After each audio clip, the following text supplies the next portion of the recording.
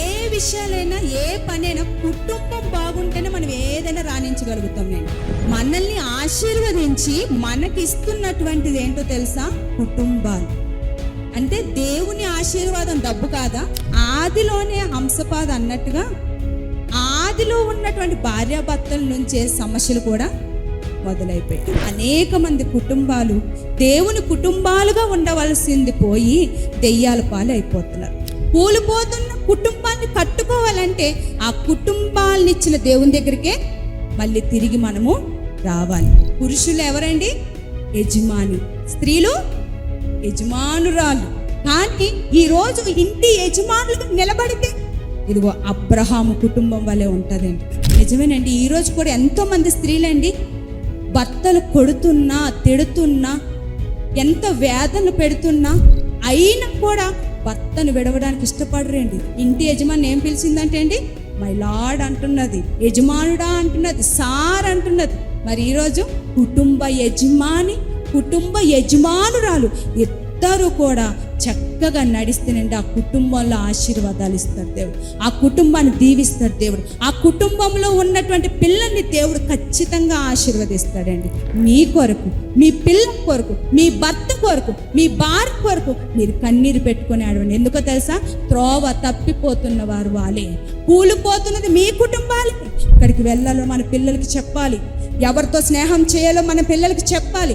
ఎవరితో స్నేహం చేయకూడదు మనం పిల్లలకి చెప్పాలి. ఎక్కడ కూర్చోవాలి, ఎక్కడ కూర్చోకూడదు, ఎవరితో మాట్లాడాలి, ఎవరితో మాట్లాడకూడదు. ఇవి చెప్పే తల్లిదండ్రులు అండి. ఈరోజు తల్లిదండ్రులు అవన్నీ చెప్పగా పిల్లలు వెళ్ళిపోతున్నారు, చచ్చిపోతున్నారు, విగత జీవితాలుగా వస్తున్నారు.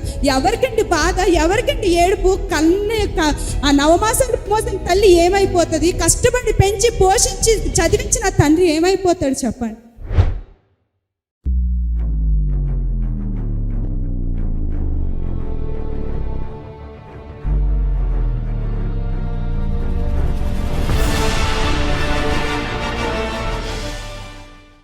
ప్రపంచంలో చూస్తున్న పరిస్థితులను బట్టి, దేశాల్లో అవుతున్న పరిస్థితులను బట్టి మనుషులు ఏమంటూ ఉంటారంటే ప్రపంచం పాడైపోయింది, దేశాలు పాడైపోయినాయి, ప్రపంచాలు బాగుపడాలి అని చూసినటువంటి సన్నివేశాలను బట్టి మన మనసుకు అనిపిస్తుంది. ప్రపంచం బాగుండాలి, బాగుండాలి, ఎప్పుడు బాగవుతుంది ప్రపంచం అని మనకి అనిపిస్తుంది. అయితే ఇక్కడ ఒక విషయం మనం గమనిద్దామండి. ప్రపంచం బాగుండాలి, బాగుండాలని అంటున్నాం కానీ మరి ప్రపంచం బాగుండాలంటే ఏం బాగుండాలో తెలుసండి? ప్రపంచం బాగుండాలంటే దేశాలు బాగుండాలి. అవునా? దేశాలు బాగుండాలంటే రాష్ట్రాలు బాగుండాలి. రాష్ట్రాలు బాగుండాలంటే జిల్లాలు బాగుండాలి. మరి జిల్లాలు బాగుండాలంటే అందులో ఉన్న గ్రామాలు, పట్టణాలు బాగుండాలి. మరి గ్రామాలు, పట్టణాలు బాగుండాలంటే చివరికి వచ్చేది ఎక్కడికి అవుతామో తెలుసండి? కుటుంబాల దగ్గరికి. గ్రామాల్లో ఉన్న కుటుంబాలు, జిల్లాల్లో ఉన్న కుటుంబాలు, దేశాల్లో ఉన్న కుటుంబాలు అన్నీ బాగుంటేనే ప్రపంచము బాగుంటుంది. అంటే ఏది బాగుండాలన్నా కుటుంబం బాగుండాలి మొట్టమొదట. చూడండి, కుటుంబం బాగుంటేనండి సంతోషంతో, సమాధానంతో ఉద్యోగాలు చేసుకోగలుగుతాం. కుటుంబం బాగుంది అనుకోండి, మంచిగా వ్యాపారాలు చేసుకుంటాం.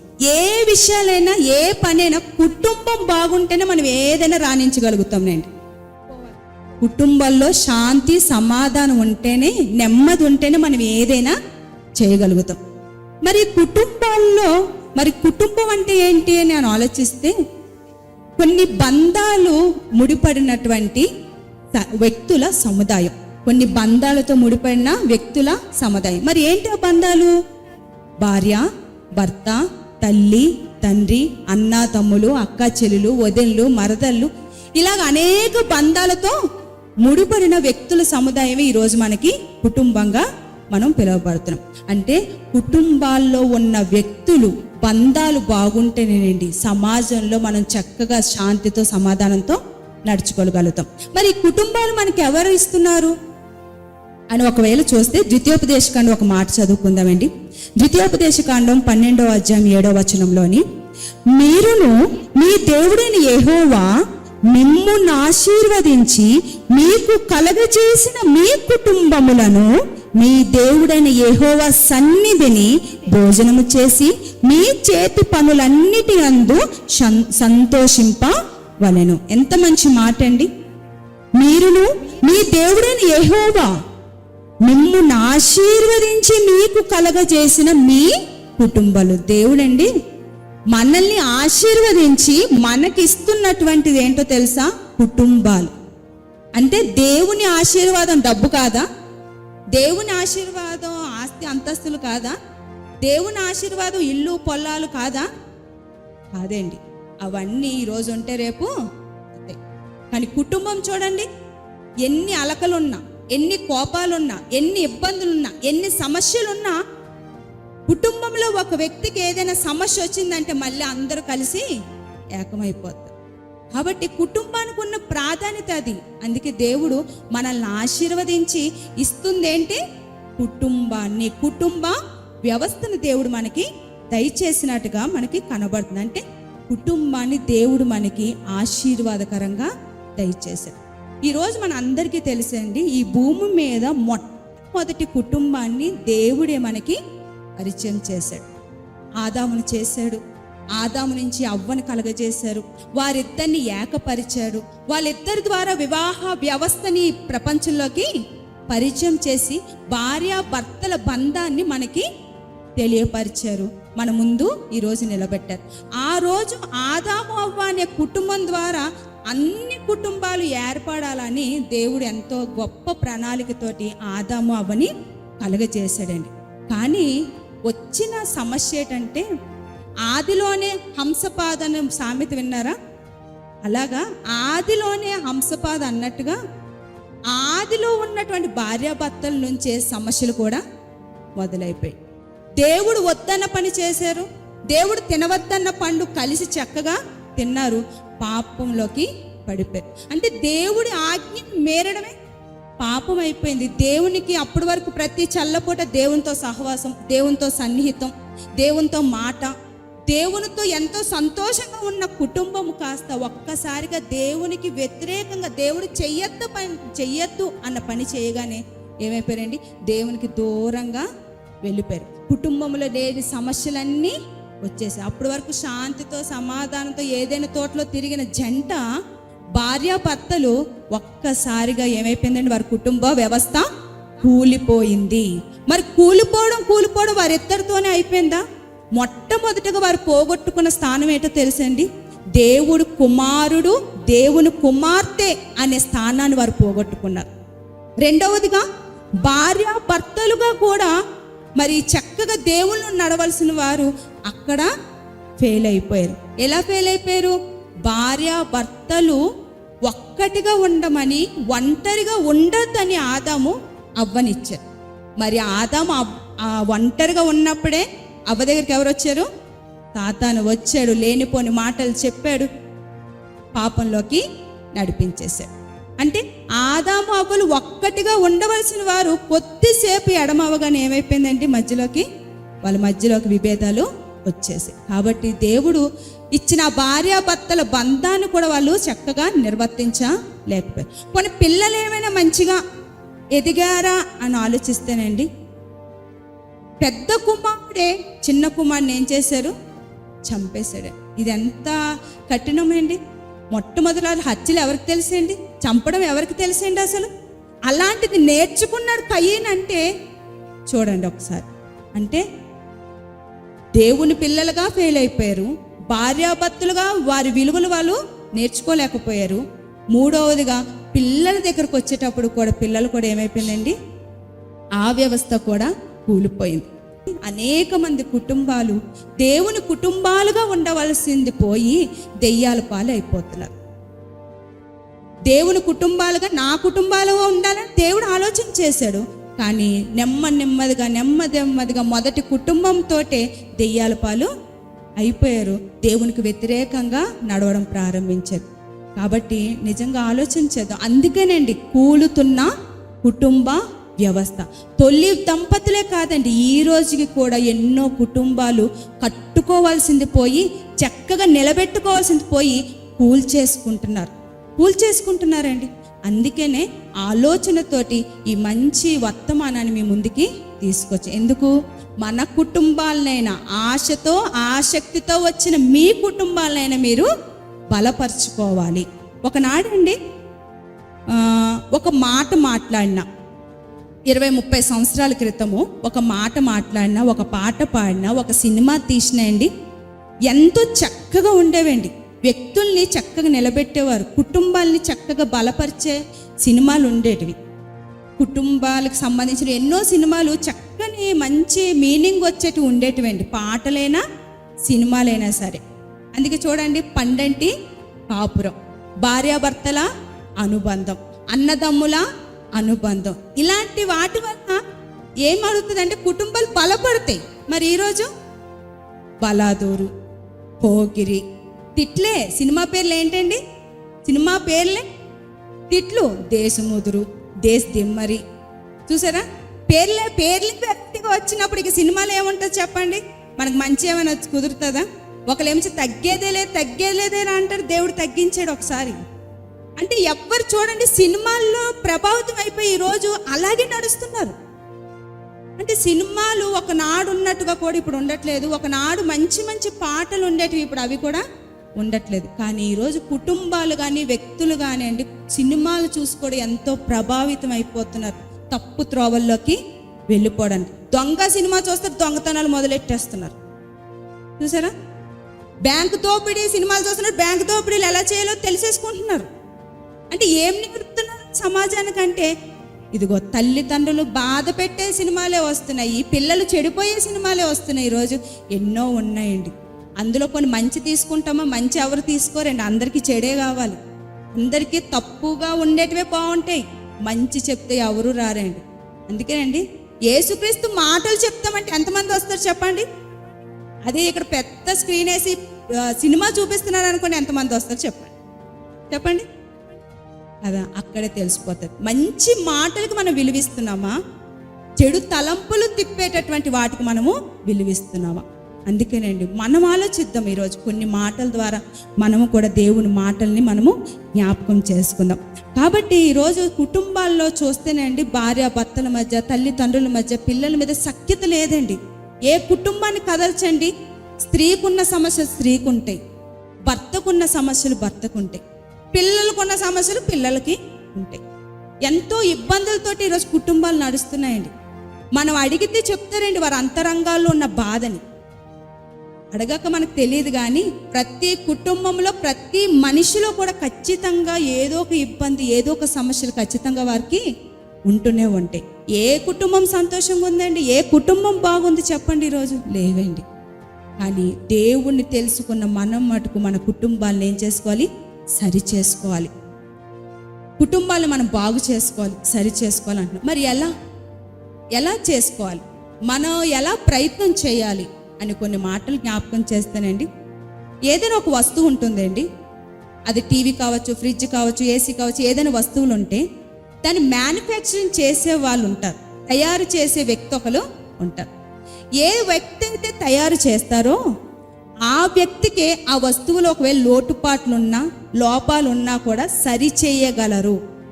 అందుకే మనం టీవీ కొనుక్కుంటే క్యాటలాగ్ ఇస్తారు, లేకపోతే టీవీ కొనుక్కుంటే ఒకవేళ రిపేర్ వస్తే దాన్ని రిపేర్ చేసేటటువంటి టెక్నాలజీ ఇప్పుడు పెరిగిపోయింది. ఎందుకు ఇదంతా అంటే ఇదిగో తయారు చేసిన వ్యక్తే దాన్ని లోపాలు సరిచేయగలడు, దాన్ని మంచిగా మళ్ళీ బాగు చేయగలడు. మరి ఈ భూమి మీద కుటుంబాలను ఎవరిస్తున్నారు? దేవుడిస్తున్నారు. అందుకే ఏ దేవుడైతే ఇదిగో కుటుంబాల్ని ఆశీర్వదించి మనకిస్తున్నాడో, ఏ దేవుడైతే కుటుంబ వ్యవస్థను ప్రారంభించారో, ఏ దేవుడైతే ఈ భూమి మీద కుటుంబాలను విస్తరిస్తున్నారో ఆ దేవుడే కుటుంబాల్ని ఎలాగా కట్టుకోవాలో చెప్పగలుగుతారు. ఆ దేవుడే, ఆ దేవుని మాటలే, ఆ దేవుడు చెప్పినటువంటి మాటలే మన కుటుంబాన్ని మళ్ళీ సరి చేసుకునే భాగ్యం మనకి దొరుకుతుంది. కూలిపోతున్న కుటుంబాన్ని కట్టుకోవాలంటే ఆ కుటుంబాన్ని ఇచ్చిన దేవుని దగ్గరికే మళ్ళీ తిరిగి మనము రావాలి. అందుకేనండి ఒక మాటను జ్ఞాపకం చేస్తాను. మరి కుటుంబాన్ని కట్టుకోవాలంటే దేవుడు మనకు కొన్ని నియమాలు ఇచ్చాడండి. ఒక మాట జ్ఞాపకం చేసుకుందాం. సామెతల గ్రంథం 14వ అధ్యాయం మనకు చాలా బాగా ఇష్టమైన మాట కదండి స్త్రీలకి. సామెతల గ్రంథం 14వ అధ్యాయం 1వ వచనం అండి. ఒక మంచి మాటను చదువుదాము. జ్ఞానవంతురాలు తన ఇల్లును కట్టును, మూఢురాలు తన చేతులతో తన ఇల్లును ఓడబెరుకును. ఇక్కడ స్త్రీల గురించి జ్ఞాపకం చేస్తున్నాడండి. జ్ఞానవంతురాలు తన ఇంటిని కట్టుకుంటుంది, మూఢురాలైతే తన చేత్తో తానే తన ఇంటిని ఓడబెరుక్కుంటుంది. అంటే ఇల్లు కట్టాలి. ఇల్లు అంటే ఏం చెప్పానండి? సిమెంటు, ఈ 4 గోడలది కాదండి. ఇల్లు కుటుంబం, బంధాలతో ముడిపడింది, వ్యక్తులతో ముడిపడింది కుటుంబం. మరి ఈ కుటుంబాన్ని కట్టుకోవాలంటే స్త్రీకి ఏముండాలండి? ఏముండాలి? జ్ఞానం ఉండాలి. ఇంకొక మాట చదువుకుందాం. పేతురు రాసిన మొదటి పత్రిక 3వ అధ్యాయము. పేతురు రాసిన మొదటి పత్రిక 3వ అధ్యాయము 7వ వచనంలోనండి, అటువంటి పురుషులారా, జీవమైన కృపావరములో మీ భార్యలు మీతో పాలివారై ఉన్నారని ఎరిగి ఎక్కువ బలహీనమైన ఘటమని భార్యను సన్మానించి మీ ప్రార్థనకు అభ్యంతరం కలగకుండానట్లు జ్ఞానము చెప్పున వారితో కాపురం చేయండి. అక్కడ స్త్రీకి ఏముండాలన్నారు? నీ ఇంటిని కట్టుకోవాలంటే నీకేముండాలమ్మా? జ్ఞానం ఉండాలి. ఇక్కడ పురుషులకి కూడా ఏం చెప్పారండి? నీవు ఇంటిని కట్టుకోవాలి, నీ భార్య చక్కగా నీతో కలిసి నడవాలంటే జ్ఞానముతో ఉండు నాయన అని పురుషులు కూడా చెప్పారు. అంటే స్త్రీకైనా పురుషులకైనా ఇల్లు కట్టుకోవాలంటే ఏముండాలని చెప్పారు? జ్ఞానం ఉండాలి. మరి ఏ జ్ఞానం అది? ఏ జ్ఞానం అండి? లోక జ్ఞానమా? పుస్తకాల జ్ఞానమా? ఏ జ్ఞానం ఉండాలి? కుటుంబాల్ని ఎవరైతే మనకి ఇచ్చారో, భార్యగా భర్తగా ఎవరైతే ఆ కుటుంబాలను మనకి నిలబెడుతున్నారో ఆ దేవుని జ్ఞానం మనకుంటేనే మనం ఏం చేస్తామండి? మన కుటుంబాల్ని చక్కగా కట్టుకోగలుగుతాం. అందుకే ఒక మంచి మాట ఉంటుందండి కొలస్సీ పత్రికలో, బుద్ధి జ్ఞానముల సర్వ సంపదలు ఆయన యందు గుప్తములై ఉన్నాయి. ఎవరి దగ్గర ఉన్నాయండి జ్ఞానము? క్రీస్తునందే గుప్తములై ఉన్నాయి, దేవుని అందే ఉన్నాయి. అంటే మన కుటుంబాన్ని కట్టుకోవాలంటే ఎవరి దగ్గర రావాలి? కుటుంబాన్ని ఇచ్చిన దేవుని దగ్గరకు వస్తేనే ఆయన మంచి మాటల ద్వారా మనల్ని బలపరుస్తాడు. మంచి కుటుంబాలను చూపించి ఈ కుటుంబంలో ఉండండి, ఈ స్త్రీలో మీరు ఉండండి, ఈ పురుషుని వల్ల మీరు ఉండండి, ఈ యజమాని వల్ల మీరు ఉండండి అని దేవుడు ఎక్కడికి వస్తే చెప్తాడు? ఇదిగో మన చేతిలో ఉన్న ఈ పరిశుద్ధ గ్రంథం దగ్గరకు వస్తేనే మనకు చెప్తాడు. ఎందుకు? ఈ గ్రంథంలో మనల్ని సృష్టించి కుటుంబాన్ని ఇస్తున్నటువంటి దేవుని జ్ఞానం ఎక్కడుందండి? ఇదిగో మన చేతిలో ఉన్న ఈ పరిశుద్ధ గ్రంథంలోనే ఉన్నాయండి. కాబట్టి ఇందులో అనేక మంచి మంచి మాటలు దేవుడు మనకు రాయించాడు. కాబట్టి మనము అవి నేర్చుకున్నప్పుడు మన కుటుంబాల్ని, మన బిడ్డల్ని, మన బంధాల్ని మనం ఏం చేసుకోగలుగుతాం? కూల్చుకోమండి, కట్టుకోవడానికే సిద్ధపడతాం, కట్టుకోవడానికే ప్రయాసపడతాం. ఈ సందర్భంలో అండి ఒక చక్కని కుటుంబాన్ని నేను మీకు పరిచయం చేసి ముగిస్తానండి. మనందరికీ తెలుసు కదండి, విశ్వాసపు అడుగుజాడల్లో నడిచిన వారందరికీ తండ్రి ఎవరండి? అబ్రహాం గారు. అబ్రహాం గారు తెలియని వారు ఎవరుంటారు చెప్పండి? ముఖ్యంగా క్రైస్తవులుగా మనకి చాలా బాగా తెలుసు. అంటే నువ్వు విశ్వాసగా ఉన్నావంటే మనకు ఒక విధంగా ఎవరండి తండ్రి? అబ్రహాం గారు. విశ్వాసులకు తండ్రిగా దేవుడు ఆయన్ని మరి నియమించాడు, నిలబెట్టాడు. మరి ఎలా నిలబెట్టగలిగారు? అబ్రహాం గారి భార్య శారమ్మ గారు. మరి అబ్రహాము గారిని దేవుడు అంత ప్రత్యేకంగా విశ్వాసులకు తండ్రిగా, ఆ అబ్రహాము, ఇస్సాకు, యాకోబు దేవుడు కూడా అనిపించుకున్నారంటే మరి అబ్రహాం గారు ఏ విధంగా బ్రతుకుంటారు? ఏ విధంగా తన కుటుంబాన్ని కట్టుకొని ఉంటారు? చూద్దాం. ఆదికాండం 18వ అధ్యాయము, ఆదికాండము 18వ అధ్యాయము 19వ వచనం. ఎట్లనగా యెహోవా అబ్రహామును గూర్చి చెప్పినది అతనికి కలుగు చేయనట్లు తన తరువాత తన పిల్లలను తన ఇంటివారును నీతి న్యాయములు జరిగించుచు యెహోవా మార్గమును గైకొనుటకు అతడు వారికి ఆజ్ఞాపించునని నేనెరిగి ఉన్నానెను. దేవుడు అంటున్న మాట అండి. అబ్రహాము గారు ఎలా వచ్చారో మనకు చాలా బాగా తెలుసండి.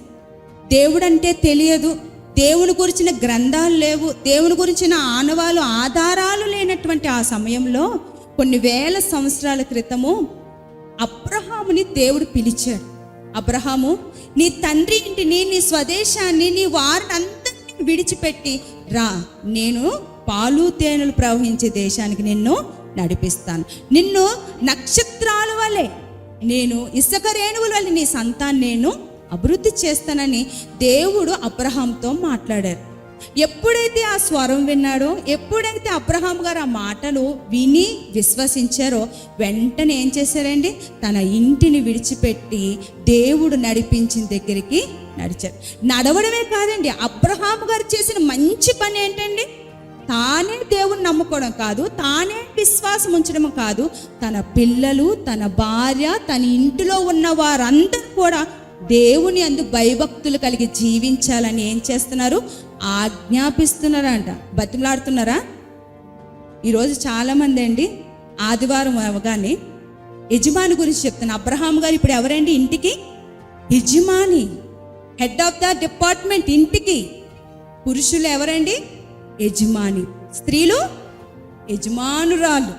మరి మొట్టమొదట యజమానులు కరెక్ట్గా ఉంటే, దేవుళ్ళు నిలబడగలిగితే ఆటోమేటిక్గా వెనకేమవుతుందండి?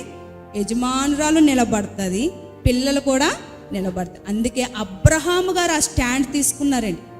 తీసుకొని యజమానిగా, ఇంటికి పెద్దగా, ఇంటికి ఒక తండ్రిగా, ఇంట్లో ఉన్న ఆ భార్యకు ఒక భర్తగా తను తీసుకున్న నిర్ణయం ఏంటంటే, దేవుణ్ణి నేను నమ్ముకున్నాను, నేను నమ్ముకోవడం కాదు, నా పిల్లలు నమ్ముకోవాలి, నా పిల్లలు ఆ మార్గంలో నడవాలి, నా భార్య మార్గంలో నడవాలని ఇదిగో తాను ఎన్నో నిర్ణయాలు తీసుకున్నాడు. తీసుకోవడమే కాదు, ఆజ్ఞాపించాడు కుటుంబానికి. ఈరోజు సండే వచ్చింది అనుకోండి, భర్తలు కొంతమంది ఉంటారండి క్రైస్తవ కుటుంబాల్లోనే. యజమానులు ఏం చేస్తారంటే చక్కగా కుర్చీలో కూర్చుంటారు, టీవీ ఆన్ చేస్తారు. లేదంటే ముందు న్యూస్ పేపర్లు ఉండేవి కదండి, న్యూస్ పేపర్లు తిరిగేస్తా ధీమాగా కూర్చుంటారు. టీవీలు చూస్తారు, వాట్సాప్లు చూస్తారు, ఫేస్బుక్లు చూస్తారు. ఈరోజు ఏటి న్యూస్లు అన్నీ చూసేస్తూ ఉంటారు. ఇంతలో భార్యని అడుగుతారు, ఏమ్మా 10:30 అయింది, 11 అయింది, చర్చికి వెళ్ళవా, మందిరానికి వెళ్ళవా, ఏం పిల్లలు మీరు వెళ్ళరా అని అడుగుతారు చాలామంది. మంచిదే అండి. కానీ భార్య ఏమంటారు తెలుసండి? ఈరోజు చికెన్ తెచ్చావు కదా, చికెన్ వండుకుంటా కూర్చుంటా. పిల్లలు ఏమంటారు తెలుసా? ఈరోజు నాకు స్పెషల్ క్లాస్ ఉంది కాబట్టి నేను కూడా వెళ్ళనంట. ఏంటి సమస్య? ఇంటి యజమాని ముందు లేకపోతే భార్య సాకులు చెప్తుంది, పిల్లలు కూడా సాకులు చెప్తా ఉంటారు. కానీ ఈరోజు ఇంటి యజమానులుగా నిలబడితే ఇదిగో అబ్రహాము కుటుంబం వలె ఉంటుందండి. ఈరోజు నిలబడగలిగితే అబ్రహాం గారి కుటుంబం వలె తన కుటుంబానంతటిని దేవుల్లో నడిపించగలుగుతారండి. ఒకనాడండి ఉమ్మడి కుటుంబాలు ఉండేటివి. ఒకటే దగ్గర తినేవారు, ఒకటే దగ్గర కూర్చునేవారు. సాయంత్రం అవ్వగానే వారి వారి ఉద్దేశాలు, వారి వారి అనుభవాలు పంచుకునేవారు. సంతోషంతో సమాధానంతో ఉండేవారు, ఒకటే దగ్గర పడుకునేవారు. ఈరోజు ఏమైపోయిందండి? ఉమ్మడి కుటుంబాలు మాకొద్దు, చిన్న కుటుంబం, చింతలేని కుటుంబం అని నలుగురుగా విడిపోతుంది. పోనీ ఆ నలుగురిగా మంచిగా ఉంటారా అంటే ఈరోజు అది కూడా లేదండి. ఈరోజు అది కూడా లేదు. ఈరోజు ఒక రాజు ఒకటే దగ్గర ఉండేవారు, కానీ ఈరోజు 2 పిల్లలు ఉంటే చాలు 3 బెడ్రూమ్ ఫ్లాట్ తీసుకోవాలి. అంటే ఇంట్లో గదులు ఎక్కువైపోతాయి. ఎందుకు? భార్య భర్తలకు ఒక గది, 2 పిల్లలు ఉంటే 2 పిల్లలకి చెరొక గది. సాయంత్రం రాగానే ఊరు నుంచి, కాలేజీ నుంచి వచ్చేవాళ్ళు, స్కూల్ నుంచి వచ్చేవాళ్ళు, పనుల నుంచి వచ్చేవాళ్ళు, ఎవరి గదుల్లోకి వాళ్ళే ఫ్రెష్ అప్ అయిపోతారు, ఎవరి గదుల్లోకి వాళ్ళు వెళ్ళిపోతారు. ఎవరి గదుల్లో వాళ్ళే భోజనాలు, ఎవరి గదుల్లో వాళ్ళే ఫోన్లు, ఎవరి ఫోన్లు వాళ్ళకి, ఎవరి అకౌంట్లు వాళ్ళకి. ఏ అకౌంట్లు? బ్యాంక్ అకౌంట్లా కాదండి, Facebook account, YouTube account, Twitter account, Instagram అకౌంట్లు, ఇవి ఎక్కువైపోయినాయి. ఎవరి ఫ్రెండ్స్ వాళ్ళకి, ఎవరి చాటింగ్లు వాళ్ళకి అయిపోయింది. మరి కూర్చొని మాట్లాడుకునే పరిస్థితులు ఈరోజు ఉన్నాయంటారా? లేవండి. కుటుంబాల్లో అవి తక్కువైపోయే ఈరోజు కుటుంబాలు కూలిపోతున్నాయి. కానీ అబ్రహాం గారు అది చేయలేదు, ఆజ్ఞాపించాడు. దేవుల్లో మీరుంటేనే బాగుంటారు, దేవుల్లో మీరు నడిస్తేనే బాగుంటారని ఆజ్ఞాపించాడండి. ఈ విషయంలో ఒక సందర్భం చెప్తానండి. మా జీవితంలో మా సాక్ష్యంగా నేను చెప్తాను. మాది విశాఖపట్నం అండి. యేసుక్రీస్తుని 1999లో నమ్ముకున్న 2-3 సంవత్సరాలు మంచిగా గడిచిపోయి, మంచిగా ఆదివారం పూట చర్చికి వెళ్ళిపోతూ ఉంటాం. ఒకసారి అండి, నేను ఐ థింక్ ఇంటర్మీడియట్, నేనే పెద్దదాన్ని, నా తర్వాత 2 తమ్ముళ్ళు. ఆదివారం అయిపోయింది, వాక్యం అయిపోయింది, ఇంటికి వచ్చాం, ఇంకా మంచి భోజనం తిందాం అనుకున్నాం. ఇంతలో మా నాన్నగారు పిలిచారండి. పిలిచి ఒక ప్రశ్న అడిగారండి. ముగ్గురిని కూర్చోబెట్టి ఈరోజు సండే కదా, చర్చికి వెళ్ళారు కదా, ఏం వాక్యం చెప్పారని అడిగారండి సడన్గా. అయిపోయిగా ఎందుకు ఏం వినలేదు అక్కడ. పాస్టర్ గారు గంట చెప్పారు వాక్యం అక్కడ, కానీ ఒక్క మొక్క కూడా వినలేదు. విన్నా కూడా అక్కడే విడిచిపెట్టి వచ్చాం. మా నాన్నగారు అడిగేటప్పటికి మా కాలు చేతులు ఇలా వణికేయండి. ముగ్గురు బిక్క మొక్కలు వేసుకుని కూర్చున్నాం. ఏడుపు ఒకటే తక్కువ. ఆ రోజు తిట్టారండి, మీరు చర్చికి ఇంకెందుకు వెళ్ళడం మానేయండి. చర్చికి ఎందుకు వెళ్తున్నారు? వాక్యం వినకపోతే వెళ్ళి ఏం ప్రయోజనం? ఈరోజు కూడా అంతే కదండి. మందిరాలకు వస్తారు, ఫోన్లు చూసుకునే వాళ్ళు ఫోన్లు చూసుకుంటారు, పక్కన పిల్లలతో ఆడుకునే వాళ్ళు పక్కన పిల్లలతో ఆడుకుంటారు. అప్పుడే రాత్రంతా నైట్ డ్యూటీ చేసి వచ్చినట్టు అప్పుడే పడుకోవడం కూడా చర్చిలోనే. అటు ఇటు తిరిగేటోళ్ళు అటు ఇటు తిరుగుతూ ఉంటారు. అంటే చర్చిలో ఒక క్రమశిక్షణ ఉండదా? ఒక మంచి క్రమశిక్షణ ఉండదా? వాక్యం వినడానికి వస్తాం కదా మందిరానికి, మరి వినమా అంటే చాలామంది వినరండి. చాలా తక్కువ విని గ్రహించేవారు చాలా తక్కువ. మా నాన్నగారు 1-2 సార్లు అలాగ అడిగారండి.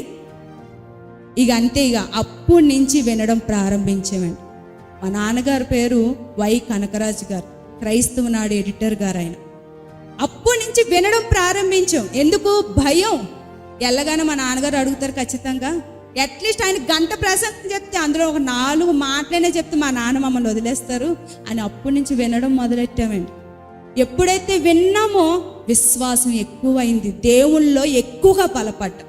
అంతేకాదండి, కుటుంబ ప్రార్థన అనేది కూడా ఆయన స్టార్ట్ చేశారు. కుటుంబంలో మీరు 4-5 ఉంటే రోజుకు ఒకరు వాక్యం చెప్పాలి. అది కూడా మాకు హడలే. ఏం చెప్తాం వాక్యం? మాకు అప్పుడప్పుడే ఏమీ రాదు. మా నాన్న భయానికి అండి, మా నాన్నగారు భయానికి ఏదో ఒక వాక్యం ఆ రోజంతా ప్రిపేర్ అయిపోయి ఏది తప్పు వస్తే మళ్ళీ అయిపోతుంది. ఇక తప్పు రాకుండా ఒకసారి నేను, ఒకసారి మా అమ్మగారు, ఒకసారి మా పెద్ద తమ్ముడు, ఒకసారి మా చిన్న తమ్ముడు అందులో ఏమైనా తప్పులుగా మాట్లాడితే సరి చేసేవారండి. ఈ రోజుకి సరి చేస్తాం వాక్యం పట్ల. అంటే ఒక తండ్రిగా, ఇంటి యజమానిగా ప్రారంభిస్తేనే నేర్పితే కుటుంబం నేర్చుకుంటుందండి. అంటే ఇంటి యజమాని స్టాండ్ తీసుకుంటే ఎలాగుంటుందో చెప్తున్నాను. అబ్రహాం గారు ఆ స్టాండ్ తీసుకున్నారు, నిలబడ్డారు. ఆయన వాక్యాన్ని నేర్పించడానికి తప్పించారు ఆయన. అందుకనే చారమ్మ గారు కూడా విశ్వాసులైన మనకి తల్లిగా నిలిచింది. ఇస్సాకు గారు కూడా ఎంతో విశ్వాసిగా ఆయన నిలబడ్డాడు. ఊరికనే నిలబడలేదండి. కాబట్టి అప్పటి నుంచి వినడం ఎక్కువ ఆసక్తి పెట్టి వినేవారు మంచిగా. ఎప్పుడైతే వినడం ఆసక్తి పెరిగింది, విశ్వాసం పెరిగింది. అనేక మంది సంఘంలో సేవకులు చెప్పిన వింటాం, అనేక సభల్లో సేవకులు చెప్పినవి వింటాము. ఏవైతే మా హృదయాలకు తాకుతాయో అవి ప్రయత్నం చేస్తాం, బ్రతకడానికి, జీవించడానికి ప్రయత్నం చేసేవారంగా మేము ఉండేవాళ్ళమండి. అలా విని ఎంతోమంది సేవకుల ద్వారా బలపడ్డాం, వారి మాటల ద్వారా బలపడ్డాం. అందులో ఒకరండి, నిజంగా చెప్తున్నాను, అందులో ఒకరు BOUA అధినేత గారైన శ్రీ జైశాలి పీడి సుందరరావు గారండి. ఆయన మాటల ద్వారా కూడా ఎంతో ప్రేరేపించబడ్డాము. సేవ చెయ్యాలన్న ఎక్కువ తపన ఏర్పడింది. అంతేకాదండి, ఈరోజు మా ఇంటి యజమాని మా పాస్టర్ గారు ప్రేమ్ కుమార్ గారు, ఎక్కడికి వెళ్ళినా ఆయన ద్వారా అనేక మంది బలపడిన వాళ్ళు చాలా మంది ఉన్నారు. ఈరోజు సంఘం కూడా బలపడుతుంది. అయినా కూడా స్త్రీలు నీ ద్వారా బలపడే అవకాశం ఉంటుందని ఎక్కడికి వెళ్ళి నన్ను ప్రోత్సహిస్తారు. వాక్య పరిచర్య చేయి, భయపడకు, వాక్యం చెప్పు, దేవుడు నీకు తోడుంటాడు అని ఎంతో ప్రోత్సహిస్తారండి. అంటే ఇంటి యజమానులుగా స్టాండ్ తీసుకుంటే ఆ కుటుంబం నిలబడుతుందండి, కూలిపోదండి, ఎప్పుడు కూలిపోదు. కాబట్టి పురుషులారా, నా అన్న వయసులో ఉన్నవారు ఉన్నారు, నా తమ్ముడు వయసులో వారు ఉన్నారు, నా తండ్రులు సమానుల వారు ఉన్నారు, నాకన్నా చిన్నవారు పెద్దవారు ఉన్నారు. అందరికీ నా చేతులెత్తి వందనాలు తెలియజేస్తున్నాను. మీ ఇంటికి హెడ్ ఆఫ్ ది డిపార్ట్మెంట్ మీరే, మీ ఇంటికి శిరస్సు మీరే, మీ ఇంటికి స్టాండ్ తీసుకోవాల్సింది మీరే. మీ ద్వారా మీ కుటుంబము దేవుళ్ళో కట్టబడాలి. మరి అబ్రహాం గురించి గారు విన్నాము, శారా గారి గురించి ఒక మాట చూసుకొని ముగించుకుందామండి. పేతురు రాసిన మొదటి పత్రిక, ఇందాక చదువుకున్నది, పేతురు రాసిన మొదటి పత్రిక 3వ అధ్యాయము, మొదటి పత్రిక 3వ అధ్యాయము 6వ వచనం. ఆ ప్రకారము శారా అబ్రహామును యజమానుడిని పిలుచుచు అతనికి లోబడి ఉండెను. మీరును యోగ్యముగా నడుచుకొనుచు ఏ భయమునకు బెదరక ఉన్న ఎడల ఆమెకు పిల్లలగుదురు. శారమ్మ గారి గురించి కూడా ఎంత మంచిగా రాయబడిందండి. అబ్రహాము గారి గురించి విశ్వాసులకు తండ్రి అన్నారు. నిజమేంటి, సొంత ఇంటిని విడిచిపెట్టారు, తండ్రి ఇంటిని విడిచిపెట్టారు, బంధువులు విడిచిపెట్టారు, సొంతంగా ఉన్న వ్యవస్థను అంతటిని విడిచిపెట్టేశారు. ఏ ఊరు ఇవ్వమంటే ఆ ఊరు వెళ్ళారు, ఎక్కడ ఉండమంటే అక్కడ ఉన్నారు, ఎక్కడ గుడారాలు వేసుకోమని అక్కడ గుడారాలు వేసుకొని బహు భాగ్యవంతుడైనప్పటికీ కూడా ఎక్కడంటే అక్కడ గుడారాలు వేసుకొని ఆయన జీవించారు. ఒక్క కుమార్ నాకు బలిగా ఇచ్చిమంటే ఇవ్వడానికి కూడా ఆయన సిద్ధపడిపోయాడు. ఈ లోకం గురించి ఆయన ఆలోచించలేదు. పునాది ఆ మహా పట్టణం పరలోకం గురించే, అది పొందుకోవాలని ఎంతగానో ఆయన పరితపించారు. అంతేకాకుండా దేవుణ్ణి నమ్మిన విశ్వాసిగా తన కుటుంబాన్ని అంతటిని కూడా దేవుళ్ళో నడిపించుకున్నాడు, ఆర్డర్ నడిపించుకున్నాడు. మరి శారమ్మ గారు చూస్తేనండి, శారా గారు మంచి విశ్వాసురాలే కాదండి, భర్తకి లోబడినటువంటి తత్వం కలిగినటువంటి స్త్రీ. అక్కడ చెప్తున్నారు కదండి, ఆ ప్రకారము శారా అబ్రహామును యజమానుడిని పిలిచి అతనికి లోబడిందండి. లోబడింది అంటే అబ్రహాము గారితో దేవుడు మాట్లాడారు, అబ్రహాము గారు వచ్చేసారు. శారమ్మ గారు ఏమీ అనలేదు. ఏ ఊరు వెళ్తాము, ఎక్కడికి వెళ్తాము, ఎందుకు వెళ్తాము, ఎలా వెళ్ళాలి, అక్కడ వెళ్తే ఈ పరిస్థితులు ఏంటని భర్తను ఒక్క మాట అనలేదండి. భర్త వెంబడి ఆమె లోబడి బ్రతికింది. ఈరోజు లోబడడం అంటే చాలామంది ఏమనుకుంటున్నారు తెలుసండి, మేమెందుకు లోబడాలి, భర్తకు మేమెందుకు లోబడాలి, మేము ఎంత కట్నం తెచ్చామో మీకు తెలుసా, నేను ఎంత సంపాదిస్తానో మీకు తెలుసా, నాకు ఎంత పరిచయాలు ఉన్నాయి, నాకు ఎంత ఆస్తి ఉన్నదో మీకు తెలుసా, నేను ఎందుకు లోబడాలని అనుకుంటూ ఉంటారు. లేదండి, భర్త మనకు శిరస్సుగా ఉన్నారు కాబట్టి మనం భర్తలకి ఏం చేయాలి, లోబడి ఉండాలి. నిజమేనండి, ఈరోజు కూడా ఎంతోమంది స్త్రీలండి భర్తలు కొడుతున్నా తిడుతున్నా ఎంత వేదనలు పెడుతున్నా సాయంత్రం పని చేసి ఆ కష్టం ఇంటికి తెస్తాడో తేడో కూడా తెలీదు. తాగొస్తాడో, తాగి వచ్చి మమ్మల్ని కొడతాడో, పిల్లల్ని చితగొడతాడో అని కూడా భయంతో ఉన్న స్త్రీలు లేరా? అయినా కూడా భర్తను విడవడానికి ఇష్టపడరండి. ఎందుకు? నా భర్త నాకు నీడ వంటి వాడు కాబట్టి ఆ భర్తను ఆనుకొని నేను ఉండాలి. ఈ కష్టం ఈరోజు ఉంటుంది, రేపు ఎప్పుడో వెళ్ళిపోతుంది. కాబట్టి నా పిల్లలు బాగుండాలి, నేను బాగుండాలంటే నా భర్తను ఆనుకొని నేను ఉండాలని ఎన్నో కష్టాలు సహించుకొని బ్రతుకుతున్న స్త్రీలు ఈ రోజుకి కూడా ఉన్నారండి. నేను ఎందుకు విడవచ్చి అనలేదండి. శారమ్మ గారైనా సరే, అనేక మంది స్త్రీలైనా సరే కష్టంలో బాధలో భర్తలకి సహకారులుగా ఉన్నారు, లోబడి ఉన్నారు. కిందకు వచ్చేటప్పటికి ఏమంటున్నారండి, అబ్రహాముని యజమానుడు అని పిలిచేవారంటే అండి. ఇంగ్లీష్ బైబిల్లో మంచి వర్డ్ ఉంటుందండి, ఏంటో తెలుసా, లార్డ్. లార్డ్ అని ఎవరికంటామండి, దేవుడు ముందు మనం పెడతాం, ద లార్డ్ జీసస్ క్రైస్ట్ అంట. అంటే దేవునికి ముందు పరిచయం పదం అండి. ఆ పదాన్ని ఎవరికి అప్లై చేస్తుందండి, తన ఇంటి యజమాని అయినా అబ్రహాం గారికి పరిచయం చేసి అడుగుతుంది. ఇంటి యజమాని ఏం పిలిచిందంటే అండి, మై లార్డ్ అంటున్నది, యజమానుడా అంటున్నది, సార్ అంటున్నది. మరి ఈరోజు పేర్లు పెట్టి పిలిచే తత్వం ఎక్కువైపోయింది. ఇంకా నా ఏరా ఓరే అనే వాళ్ళు కూడా చాలా మంది ఉన్నారు. పేర్లు పెట్టి పిలిచేస్తారు, రోడ్డు మీద బయట కుటుంబంలో అత్తమామ పేర్లు పెట్టి పిలిచేసే తత్వం ఎక్కువైపోయింది. ఈ రోజులు కల్చర్ అలా పెరిగిపోయింది. కానీ సారా గారు లోబడి బ్రతికింది, భర్త వెంబడి నడిచింది, మిట్ట మధ్యాహ్నం భోజనం వండింది, తన గర్భఫలాన్ని చక్కగా దేవుళ్ళు నడిపించుకోగలిగింది. అంతేకాదు భర్తను ప్రేమించిందండి, ప్రేమించింది. నిజమేనండి, నేను మా హస్బెండ్ గారిని పేరు పెట్టనండి, ఏంటి అని అంటాను. ఏంటి మా ఆంధ్రాలో అలాగే అంటారు. అంటే అది గౌరవం.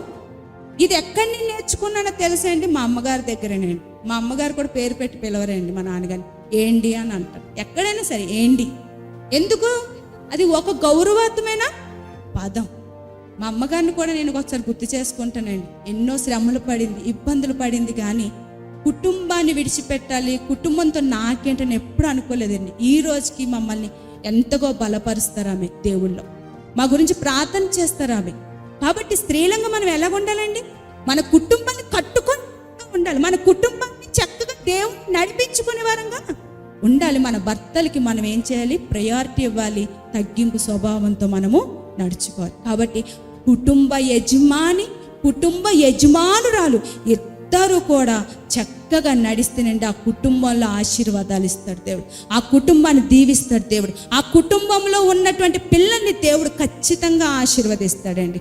కానీ ఈరోజు భార్య భర్తల్లోనే ఆ సఖ్యత లేకుండా పోయింది, ఆ సమాధానం లేకుండా వెళ్ళిపోయింది. కానీ మనం అలాగ ఉండకూడదండి. దేవుని మాటలు వింటున్నాం, దేవుళ్ళు బలపడే వారంగా ఉండాలి, దేవుళ్ళు నడిచే వారంగా ఉండాలి, దేవుని వాక్యాన్ని విని ఆ వాక్యం ద్వారా బలపడి విశ్వాసంలో ముందుకు సాగే వారంగా ఉండాలి. అందుకే యేసుక్రీస్తు ప్రభువు వారండి చనిపోతూ ఆయనతో మేలులు పొందుకున్న స్త్రీలందరూ నిలబడ్డారండి. రోడ్డు మీద నిలబడి ఆయన శ్రమను చూసి, ఆయన రక్తధారను చూసి, ఆయన కన్నీటిని చూసి, ఆయన వేదన చూసి, ఆయన భుజాల మీద భారాన్ని చూసి ఎంతోమంది తల్లులు కన్నీరు పెట్టుకొని ఏడ్చారండి. ఏమన్నా తెలుసా? అయ్యో యేసుక్రీస్తుని ఇలా చేస్తున్నారని ఏడ్చారు. కానీ ఆ సిలువ మరణంలో కూడా, ఆ సిలువ మోస్తున్న సమయంలో కూడా యేసుక్రీస్తు ఆ తల్లులందరితో ఏమన్నారో తెలుసా అండి? ఇశ్రాయేలు కుమార్తెలారా, నా కొరకు మీరు ఏడవకండి, నా కొరకు మీరు ఏడవకండి. మరి ఎవరి కొరకు ఏడవాలయ్యా అని అడిగితే, మీ కొరకు, మీ పిల్లల కొరకు, మీ కుటుంబం గురించి ఏడవండి, నా గురించి ఏడవకండి. నేను ఈరోజు చనిపోతాను, 3వ దినాన తిరిగి లేచిపోతాను దేవుని సన్నిధానానికి, నా మహిమ నాకు వచ్చేస్తుంది, నా గురించి మీరు అస్సలు ఏడవ. మరి ఎవరి గురించి ఏడవాలి? మీ కొరకు, మీ పిల్లల కొరకు, మీ భర్త కొరకు, మీ భార్య కొరకు మీరు కన్నీరు పెట్టుకొని ఏడవండి. ఎందుకో తెలుసా? త్రోవ తప్పిపోతున్న వారు వాళ్ళే, కూలిపోతున్నది మీ కుటుంబాలే. మీ కుటుంబాలను సరి చేసుకోండి, దేవుని వాక్యం ద్వారా మీ కుటుంబాల్ని సరి చేసుకోండి. అలా సరి చేసుకోవాలంటే ఇదిగోనండి, జ్ఞానం ఉండాలి, బైబిల్ ఉండాలి, బైబిల్లో మాటలు మన హృదయంలో ఉండాలి. దేవుడు మన కొరకు ఎన్ని మాటలు రాశాడు తెలుసుకోండి. ఆదివారం సంఘానికి వచ్చి తెలుసుకుంటే ఇందులో ఏమున్నాయో మనకు అర్థమవుతుంది. ఏమీ తెలియకుండా మనం మన కుటుంబాలను ఏం చేయలేమండి, కట్టుకోలేము. కాబట్టి జాగ్రత్త అండి, మీరు జాగ్రత్త, మీ భార్యలుగా ఉన్నవారు జాగ్రత్త, స్త్రీలుగా ఉన్నవారు జాగ్రత్త, యజమానులుగా ఉన్నవారు జాగ్రత్త, మీ పిల్లలు జాగ్రత్త. జ్ఞానముతో దేవుని జ్ఞానంతో మన కుటుంబాల్ని కట్టుకుందామండి. రాత్రి ఒక వీడియో చూశానండి, నాకు కన్నీరు ఆగలేదండి. ఒక సేవకుల కుటుంబం అండి, 2 మగపిల్లలు, ఒక బిడ్డ 20 సంవత్సరాలు, ఒక బిడ్డ 17 సంవత్సరాలండి. ఏదో ఫంక్షన్కి వెళ్ళి ఆ గోదావరిలో ఈతకు వెళ్ళారంటే అండి, ఒకరి తర్వాత చనిపోయారండి. నాకు ఆ ముందు సోమవారం ఆ న్యూస్ తెలుసండి, నేను అనుకోలేదండి సేవకులు పిల్లలు ఉంటారండి. రాత్రి అండి వీడియోలో ఆ పిల్లల సమాధి కార్యక్రమం, తర్వాత వేరే వాళ్ళు వీడియోలు చేసేటప్పటికి ఏంటి పిల్లలు మంచిగా ఉన్నారు, 2 పిల్లలు అందంగా ఉన్నారు, ఒకేలాగా ఉన్నారు. నిజంగా అండి చెప్తున్నా, నా పిల్లలు గుర్తొచ్చారండి ఒకటేసారి కళ్ళంట. ఆ తల్లిదండ్రులు బాధ ఎంత బాధ అండి. 2 సేవకులండి, భర్త సేవకుడు, భార్య సేవకురాలు, ఒక సంఘం ఉందండి, వాళ్ళకి సంఘ సభ్యులు ఉందండి, 2 పిల్లలు ఉన్నారు. వాళ్ళకి బలం కదా ఆ పిల్లలు, వాళ్ళకి బలం కదా సేవ చేయాలన్నా, ఎక్కడికైనా ప్రేయర్స్కి వెళ్ళాలన్నా, సంఘం నడపాలన్నా, వారి తర్వాత నా పిల్లలు ఉంటారే, నా పిల్లలు నడిపిస్తారే, నా పిల్లలు నాకు చేదోడు వాదోడు ఉంటారని ఎంత ఆశపడి ఉంటారండి. 2 వ్యక్త జీవులుగా వచ్చారండి. తల్లి బాధ ఆపలేకపోతున్నారు. తండ్రి అయితే ఆ బాధను మింగలేక అందరికీ చెప్తున్నాడండి, నేనేదో తప్పు చేసానేమో అందుకే నా పిల్లలు వెళ్ళిపోయారు, లేదా దేవుని దగ్గర మహిమ స్తుతించేవారు తక్కువయ్యారేమో అందుకే నా పిల్లల్ని స్తుతి కోసం తీసుకెళ్ళిపోయాడు. ఏదేమైనప్పటికీ మీరందరూ నా పిల్లలు కాబట్టి దేవుళ్ళు నిలబడండి మీరు అన్నాడు. నిజంగా తట్టుకోలేకపోయినా నా పిల్లలు విగత జీవులుగా అయిపోతే అది అంత భారమేంటి. కాబట్టి ఎందుకు వెళ్ళాలి? జ్ఞానం లేకనే కదండి. ఎక్కడికి వెళ్ళాలో మన పిల్లలకి చెప్పాలి, ఎవరితో స్నేహం చేయాలో మన పిల్లలకి చెప్పాలి, ఎవరితో స్నేహం చేయకూడదు మనం పిల్లలకి చెప్పాలి, ఎక్కడ కూర్చోవాలి ఎక్కడ కూర్చోకూడదు, ఎవరితో మాట్లాడాలి ఎవరితో మాట్లాడకూడదు, ఇవి చెప్పే తల్లిదండ్రులేండి. ఈరోజు తల్లిదండ్రులు అవన్నీ చెప్పగా పిల్లలు వెళ్ళిపోతున్నారు, చచ్చిపోతున్నారు, విగత జీవితాలుగా వస్తున్నారు. ఎవరికండి బాధ, ఎవరికండి ఏడుపు? ఆ 9 మాసాలు మోసిన తల్లి ఏమైపోతుంది? కష్టపడి పెంచి పోషించి చదివించిన తండ్రి ఏమైపోతాడు చెప్పండి? ఆ బాధ ఉండదండి, ఉండగలుగుతారండి? జీవితాంతం అది మోయగలుగుతారా? కాబట్టి బిడ్డలారా, యజమానురాలుగా మీరు దేవుళ్ళో ఉండి మీ పిల్లల్ని ఏం చేయాలండి? దేవుళ్ళలోకి నడిపించాలి. అది మనకున్న క్రైస్తవులు అంటే ఊరకనే కాదండి, ఆమె క్రిస్టియన్ ఊరకని చెప్పుకోవడం కాదు. క్రీస్తును అనుసరించి మనం నడుచుకుంటేనే నిజమైన క్రైస్తవులు. క్రీస్తును అనుసరించి ఆయన మాటల ప్రకారం నడుచుకుంటేనే మనము నిజమైన క్రైస్తవులు. క్రీస్తుని వెంబడించి మన పిల్లలు నడుచుకుంటే నిజమైన క్రైస్తవులు. సంఘానికి ఒక్కలుగా రావడం కాదు, ఒంటరిగా రావడం కాదు, మీ పిల్లల్ని విడిచిపెట్టి రావడం కాదు, మీ పిల్లల్ని పట్టుకొని రావాలి. రాకపోతే తిండి పెట్టడం మానేయండి. తిండి పెడతారు, ఫోన్లు కొనిస్తారు, బైకులు కొనిస్తారు, అన్ని తింటారండి తల్లిదండ్రులు. సంఘానికి మటుకు చేయి పట్టుకొని రాలేరండి. ఎంత బాధాకరం అండి. లోకానికి సంబంధించినవి అన్నీ ఇస్తాం, కానీ జీవింపచేసే జ్ఞానాన్ని మటుకు మనం ఏమి ఇవ్వలేకపోతున్నాం, పిల్లలకి ఇవ్వలేకపోతున్నాం. అందుకే స్నేహాలు బాగోలేదండి. కాబట్టి మన పిల్లల్ని కట్టుకోవాలన్నా మన చేతిలో ఉంది. భార్యగా భర్తగా కుటుంబాన్ని జ్ఞానవంతంగా నడిపించుకొని దేవుళ్ళు నడవాలి, సంతోషంతో సమాధానంతో నడవాలన్నా కూడా మన చేతిలోనే ఉందండి. అందుకే మా సంఘాసులకి మరీ ఎప్పటికీ చెప్తామండి, మీ కుటుంబాలు జాగ్రత్త, మీ కుటుంబాల గురించి ఏడవండి, కన్నీరు పెట్టుకోండి. వాళ్ళు దేవుని జ్ఞానంలోకి రావడానికి, దేవుని మందిరంలోకి రావడానికి ప్రయాసపడండి అని చెప్తూ ఉంటాం. కాబట్టి మీకు కూడా అదే మాట చెప్తున్నానండి, దేవుని జ్ఞానంతో నింపబడదాం, దేవుని జ్ఞానాన్ని నేర్చుకోవడానికి పరితెప్పదాం. నిజంగా మీ అందరికీ చాలా వందనాలండి, చాలా వందనాలు. ఎందుకంటే సాయంత్రం వరకు మాకు అసలు ఏమి తోచలేదండి, ఏమి తోచలేదు, వర్షం. కానీ ఇంతమంది దేవుని యందు ఆసక్తి కలిగి దేవుని మాటలు వినాలని ఆసక్తితో మీరు అందరూ వచ్చారు. మీ అందరికీ చాలా వందనాలండి. విన్న మాటలు మనసును పెట్టుకోండి. అట్టి విధంగా మీ కుటుంబాలు మీరు చక్కగా కట్టుకోండి, ఆశీర్వదించబడండి. ఈ కొన్ని మాటలు దేవుడు మన వినికిల్లో ఉంచును గాక. చిన్న ప్రార్థన చేసి నేను నా మాటలు ముగిస్తానండి. దేవస్తోత్రం నాయన, ప్రేమగల దేవా, కృపగల మా తండ్రి, మీ మహోన్నతమైన నామానికి, ఘనమైన నామానికి స్తోత్రాలు. అవును ప్రభువా, ఈరోజు ఎన్నో కుటుంబాలనైనా మీ నుంచి తప్పిపోతున్నానైనా, ఎంతోమంది నా ప్రభువా కూలిపోతున్న కుటుంబ వ్యవస్థగానే ఉండిపోతున్నారు. పిల్లలు బాగోలేరు, పెద్దలు బాగోలేని పరిస్థితులనైనా. అవునైనా జ్ఞానం లేక, మీ జ్ఞానం, దేవుని జ్ఞానం లేక నా తండ్రి ఎంతోమంది తప్పిపోతున్నారు, త్రోవ తప్పిపోతున్నారు నాయన. దైవ కుటుంబాలుగా ఉండవలసిన వారు ఈరోజు సాతాను పాలైపోతున్నారు, దెయ్యాల పాలైపోతున్నారు నాయన. మరి ఈ సభల ద్వారా, ఈ కూడికల ద్వారా నాయన మీ గురించిన కొన్ని మాటలు అందించడానికి నాకు ఇచ్చిన కృపను బట్టి మీకు స్తోత్రాలు. విన్న బిడ్డలు నాయన ఆలోచించడానికి సహాయం చేయండి, కృపను అనుగ్రహించండి. లైవ్ ద్వారా విన్నవారిలో కూడా నా తండ్రి సహాయం చేయండి. కొంతమందే నాయన ఆలోచిస్తారని నా ప్రభు మీ మాటలు తెలియపరచడానికి నాకు ఇచ్చిన గొప్ప భాగ్యానికి మీకు స్తోత్రాలు. మరొకసారి నాయన 2 కుమారులు నాయన, దైవ సేవకులు కుమారులు పోగొట్టుకొని ఎంతో బాధలో వేదనలో ఉన్నారు నాయన. ఆ కుటుంబాన్ని బట్టి కూడా ప్రార్థిస్తున్నాం. బిడ్డలకు మీరు శాంతినివ్వండి, నెమ్మదినివ్వండి, కృపను అనుగ్రహించండి. మా బిడ్డలను కూడా మేము ఎలా సాకాలో మాకు తెలియపరుస్తూ ఉండండి నాయన. సహాయం చేయమని, మా కుటుంబాన్ని మీ కృపలో కట్టమని కోరుకుంటూ యేసుక్రీస్తు వారి పేరిట ఈ ప్రార్థన అడిగి వేడుకుంటున్నాము తండ్రి, ఆమేన్. అందరికీ వందనాలు. చక్కని మాటలు, అద్భుతమైన దేవుని మాటలు దేవుడు అనుకున్నట్లుగా తెలియపరిచిన మిసెస్ శివలక్ష్మి ప్రేమ్ కుమారమ్మ గారికి సంఘమందరి తరపున నుంచి చప్పట్ల ద్వారా ఒకసారి జ్ఞాపకం చేసుకుందాం.